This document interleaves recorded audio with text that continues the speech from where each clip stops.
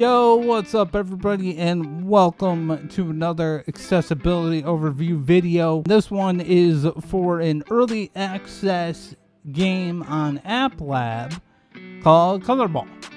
The devs recently contacted me and asked me to test their game and gave me a key.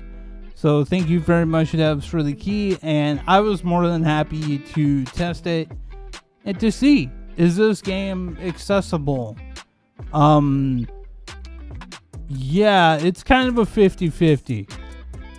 But let's get into that. Okay, the first thing you're gonna see when you start up the game, if you are playing seated, I forgot what direction to go. You're gonna see this. You're gonna see that you look pretty dang short. Like you just went into like little kids mode with gaming or with a VR game. You are going to need to do exactly what I am doing on the screen right now, which is going into the experimental features on the Quest or Quest 2 and going and turning on raised view. Yes, you are gonna need this if you are wanting to play seated, or you have to. You're gonna want this. Actually, you're gonna need it. There's no question about it. And yes. But let's talk about the modes a little bit, because you guys are seeing me look at them. There are two orbs when you first start. They're kind of chromish looking. One of them is for a stage that is not yet finished. You just see an image of it. It's coming soon. But the other one is the stage that is in the game right now. And you will see that I have unlocked a few modes.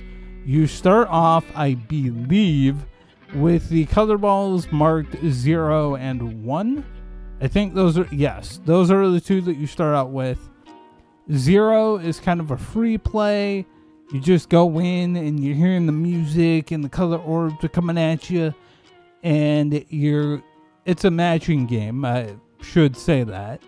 So you grab like a blue one and another blue one, put them together, boom, there are some points.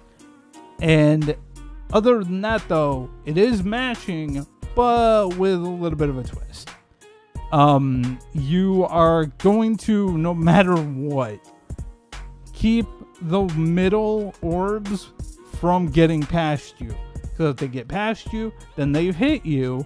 And if they hit you, the round ends. And as far as I know, I don't think your score counts if that happens. Not sure. But you're also seeing on the left and the right, when you get into a stage, they have little dials. You can turn up or down the game speed. The slowest it goes is 60%. And you can turn up or down the amount of color balls that come at you, and the lowest you can go is 100. And yeah, it's fun. And especially if you're like me, you don't have the quickest reflexes. It's definitely helpful. And there are multiple modes. Like, do not think this is only, oh, grab two color balls, put them together if they match. That's it. No, there's more. You're seeing them. The color ball that is numbered with a 1, that's like a kind of a gravity wristband type thing.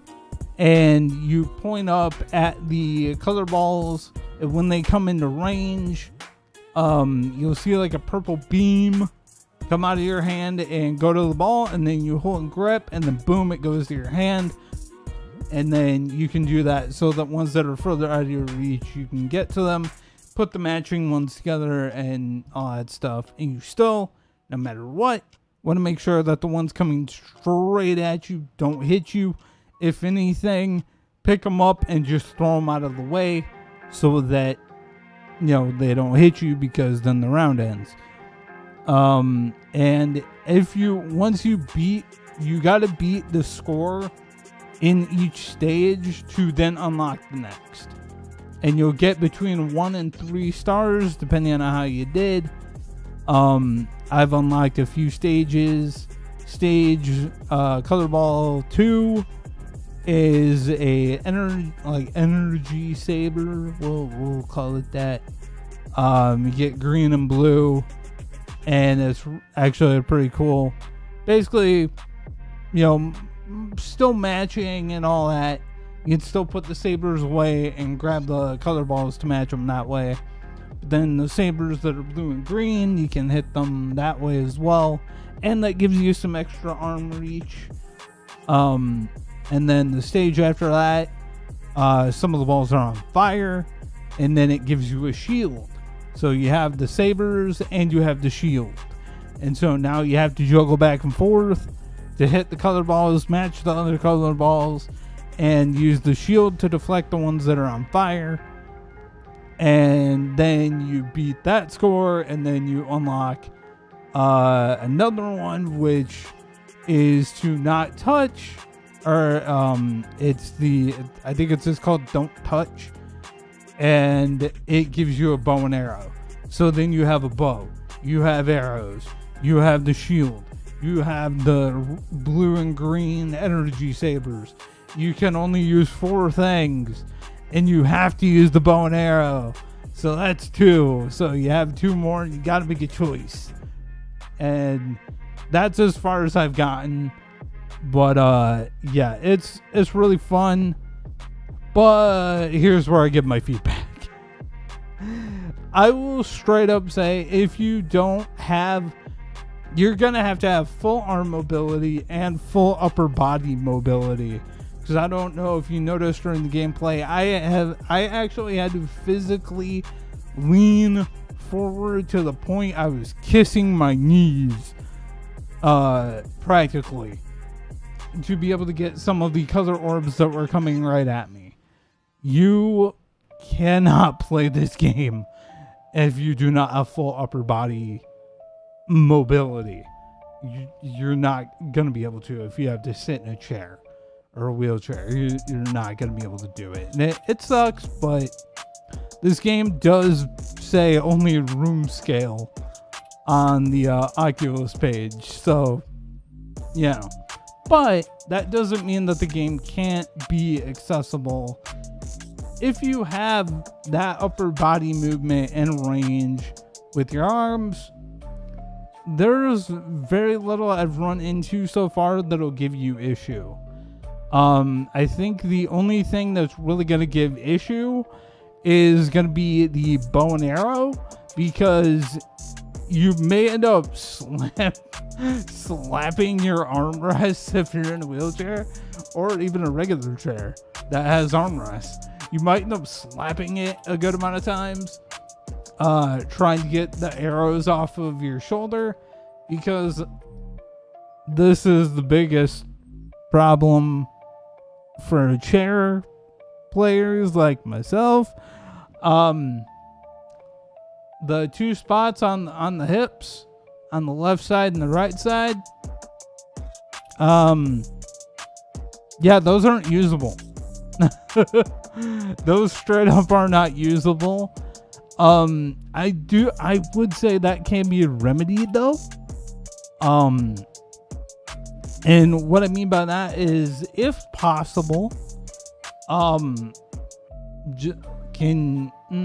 don't know if this would affect, like, and make it so balls that are technically further away could then hit you, but up maybe the hitbox or grab box of the hip holsters, make those bigger if possible, on both the left and right side, so that people in wheelchairs and stuff like that, you can just put your arm down by the side over your wheel and you would still be able to grab it. Still be able to grab and use the left and right holsters on the side, because right now you can't. You're limited to 2. And the ones on your shoulders. That's it.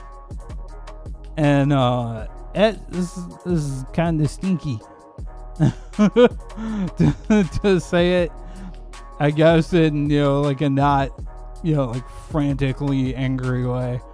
Because I mean, it doesn't stop you from playing the game, but I could definitely see later stages. It's gonna be an issue. I mean, heck, even just getting to the bow and arrow stage, having to have the bow on one holster, the arrow on the other holster, and then you can't use the other two. So using the shield or the sabers, you're out of luck. So yeah, I don't know if you can make just the holster hitboxes, make those bigger, so that people in wheelchairs or even regular chairs could still use them. That's like one of the biggest things, one of the biggest gripes, I think, is just that. Like, and given the game is room scale by default, having to have the full upper body motion even when in a chair, I'm not surprised on that. I'm really not. But yeah, a proper seated mode if possible, and upping the hitbox on the hip holsters so that people in wheelchairs and regular chairs could be able to still use them. Because if the stages keep going, like the bow and arrow stage, they're gonna be needed. They're very much gonna be needed. But yes, I don't really know much more. Oh, if possible, a colorblind mode. At least one. Or all four. I'm not colorblind, but I know there are a lot of people that do play games, that most likely do play VR games. And that is a very important thing in a game that's based on colors, is to have colorblind modes. And it's not impossible. It's not impossible. I've seen games do it. So I've seen VR games do it. So I know it's possible. I just don't know how hard that would be. But yes. So just to quickly go back over it, an official seated mode be great. And maybe bring the dials up a little bit. I don't know, random extra thought. Because if you're in a chair, it's kind of hard to reach them. And then, well, when you have raised view or seated mode on, it is.